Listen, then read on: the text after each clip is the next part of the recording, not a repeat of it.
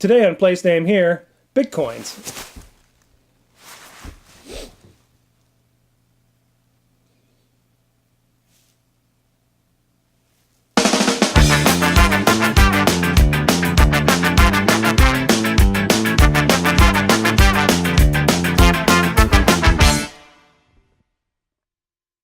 Hello everyone, this is Sean Miller. It's my way of saying my name today. That's Anthony Dalton. And today on Place Name Here, we're going to talk about Bitcoins, which I mentioned in the false start, or whatever we call that, the hard start. But first, why? Well, I've been hitting the gym, pumping some weights. Getting my man fur caught in a zipper. I think that's not true. No, that's not true at all. I think that you're just wearing, just because you put on a jogging suit. No. This is not a jogging suit. All right. This is my machismo suit. I don't know what that means. Anyway, so just as a recap, we're here now at the beginning of month 2 in our weight loss challenge. And what's going on? We basically have lost nothing. Nothing. We lose some and we gain them all back, and we lose some and then we gain them all back. So now we got a month to avoid wearing a bacon dress, apparently is what is being made. A dress made of bacon. Hey. Which part of me likes the idea of that, but, not all of me. I have a feeling that Steph's going to come out and say we have to wear our bacon superhero costumes in a dog park.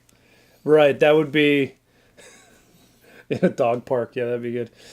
So anyway, we'll get back to that. We still got a long ways to go. 20 pounds now, 1 month. Now the healthy way of losing weight is out of the question. Now we're just going to have to starve ourselves and work out excessively. I think I'm going to wear this 90s. It's not 80s. It's 90s. 1991 on the label. I'm going to wear this. Right. You look like 90s You look like suit. One of the Golden Girls' neighbors.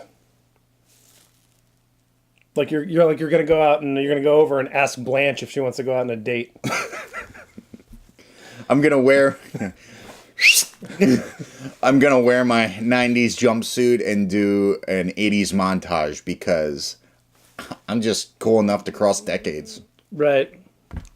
So anyway, it's the glasses. Back to Bitcoins. Now, what's interesting about this subject, I just want to preface this conversation with the fact that Tony walked in this morning to my house and I said, what are we going to talk about in the show? We didn't actually prepare anything. And he said, Bitcoins? And I was like, what is that? Bitcoins. And so we started talking about Bitcoin. So Tony, explain a little bit about what Bitcoins are. On its surface, and I know that we're probably, well, let's just say, we literally talked about this while we ate breakfast 10 minutes before we came to do the show. So we are probably the most ill-informed people, and yet we formed a tremendous number of opinions on Bitcoins. We're not going to talk about specifically Bitcoins for a long time, but Tony, explain what Bitcoins are. Well, generally speaking, Bitcoins. I'm sorry, it's too loud. Bitcoins are a form of virtual currency that has a real-world value. I mean, it's kind of up in the air what the real-world value is, but it's there's no physical Bitcoin. It's all virtual. And then a bit. Yeah. And a 1 or a 0. I know, it's like they did that on purpose. And then it also has no government backing. It's completely anonymous. In fact, the creator of Bitcoin has remained anonymous. Oh, that's interesting. And it's very strange because Bitcoin started out as something relatively small. You buy Bitcoins and you could trade them in for goods or services. You could order a pizza with Bitcoins. But now it's gotten to the point where Bitcoins are, at last check, $150 or maybe about $100 a pop for one Bitcoin.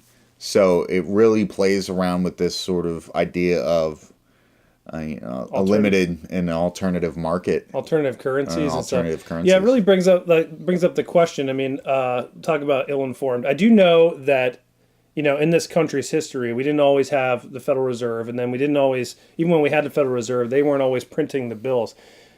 Sometimes like your local area would print money, and it would be like essentially used in your area, I guess.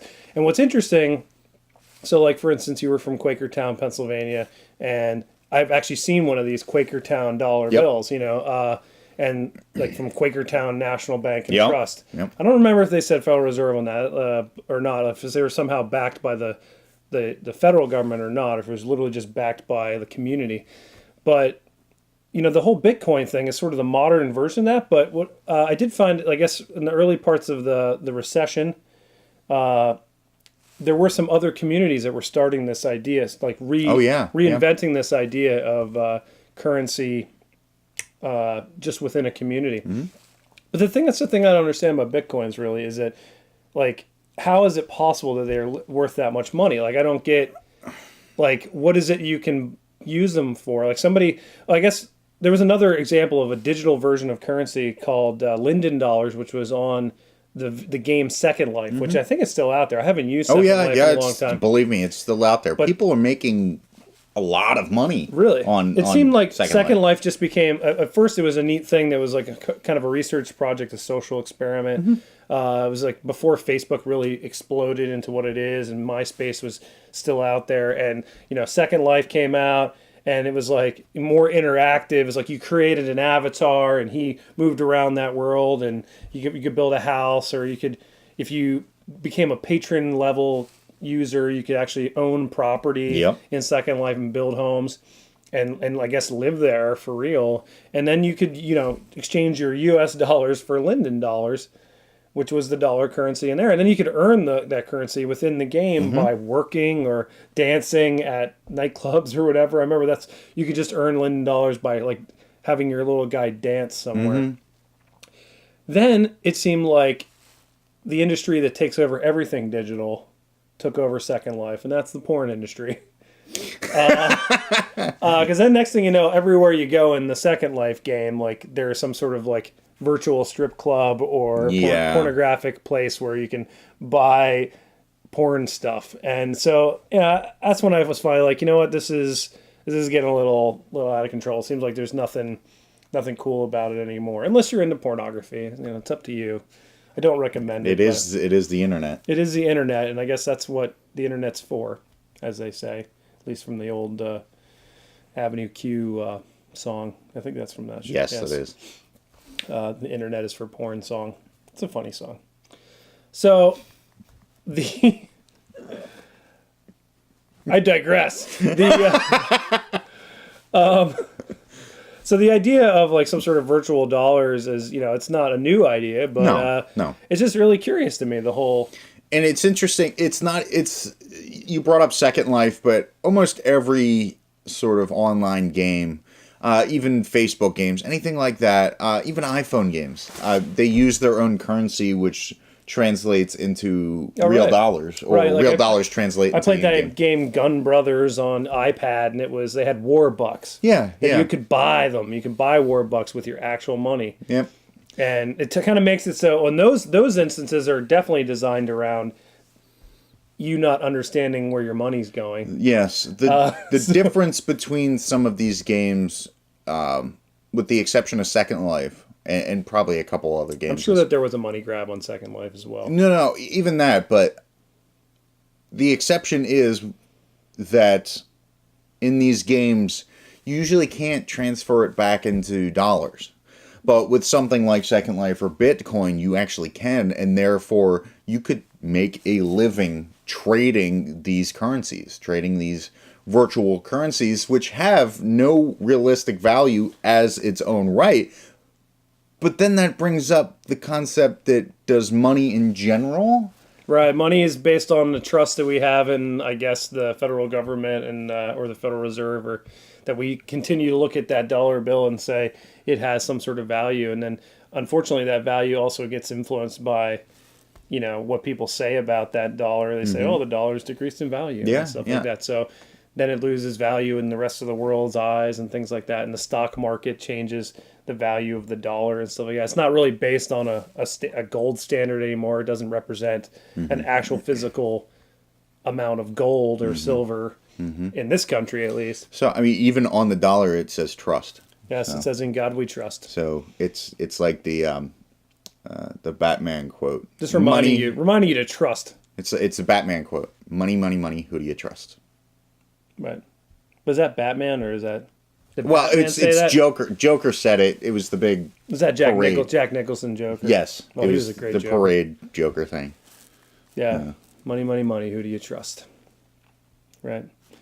So It's a very interesting concept, and I'm not sold on it. But if Bitcoins are currently $100 each, and they're slated to at some point in the future be up to $1,000, Just really- or $10,000 or $100,000 each.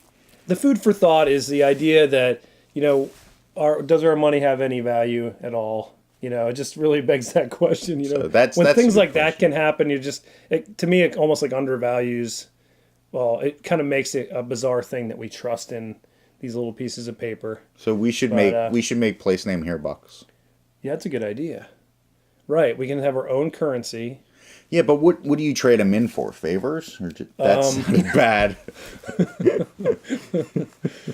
No, we're not trading them in for favors. They did that on that show. It's Always Sunny in Philadelphia. They made their patties dollars and handed them out, and they didn't grasp the concept of coupons or dollars like that. I think they were trying to copy off Dave and Buster's their little gameplay card or whatever, but they just didn't grasp it. It's funny. It's a funny episode, but it's so we could do something like that. Well, I got an idea. We'll just hand out all these dollars and they can use them to pay for goods. But we got the problem goods. is what happened in that show is that the people just used the Patty's dollars and that they didn't actually use any real money, and so all they did was spend their money on the liquor and so if there was no actual, to bring this back to our discussion, if there was no actual dollar amount attached to Bitcoin, would they even be used? Right, it's like if a tree falls in the forest and no one's around to hear it, doesn't make a sound. That makes no sense. No, it is. It's like if money didn't have value, would it matter? Kind of concept. I guess. You know what I mean? It's the same. Never mind. Well, whatever. It's money. So we'll leave you with this pseudo half-assed, economical, ill-informed. And this entire time, everyone's been staring at my chest hair. Right, probably. So that was a good distraction from the fact we have no idea what we're talking about. So anyway, you want to roll the die? Yeah. I'm going to get out the paper. Oh, wait. We're rolling this one because we die. still didn't get any suggestions from you, so it's probably not going to be continuing this anymore. We have a different idea for ending the show now that no one has participated in this, but I haven't prepared for that right now. So next week we're probably going to go with a different type of ending. But right now we're going to roll the die, and since we didn't replace number 2, I really hope we don't get number 2. 3. What? Oh, I have my glasses Can you on. read? 8. It's 8. white on yellow. Give me a break. Tony and Sean see the world as a 3D movie. Should we have Yeah. 3D glasses on? I was just going to say, you're just going to help yourself. Well, where's my other ones? Use those. I'll use these. All So right. organized. Ready? 1, 2. Oh, dude, those lights.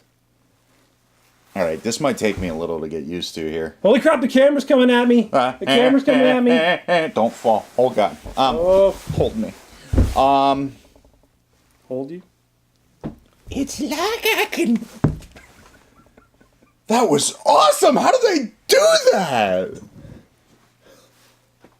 We're really bad at this. Boop. I felt that.